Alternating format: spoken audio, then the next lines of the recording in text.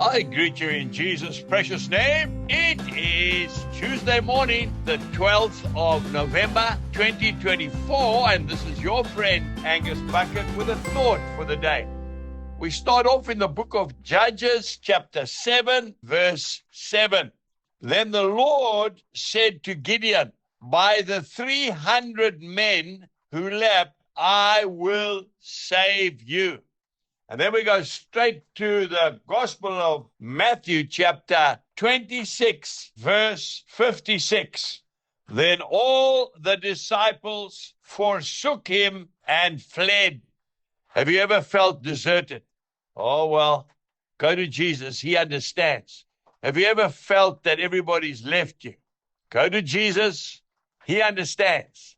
I don't think there's anything more ugly than self-preservation.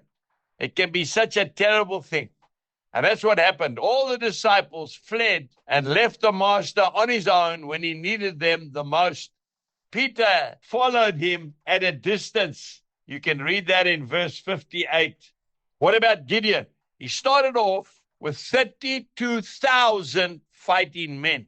He ended up with 300 men. I believe the Lord is saying to you and to me this morning that it's not about man's approval. It's about the vision which God has given to you and I to perform. You see, Jesus was sent by his heavenly Father on a mission to save the world from its sin, and nothing was going to stand in his way. Irrespective if no one went with him, he was still going. If we are depending on man's support, if we are depending on man's approval, we will be sorely disappointed. You know, James Hudson Taylor took the gospel to China. He went alone. He had no support. There was no big organization paying his way. I want to tell you the biggest revival in the world today is happening in the underground church. That's right. China is not supporting Christianity. Something like 60 million believing Christians and counting. One man. He got no support, but God gave him a vision. What about William Carey?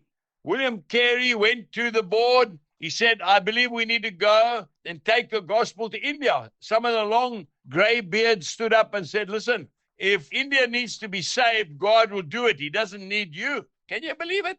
That didn't stop William Carey. He went to India. He translated the Bible from English into all the major Indian languages. A man that was on a mission.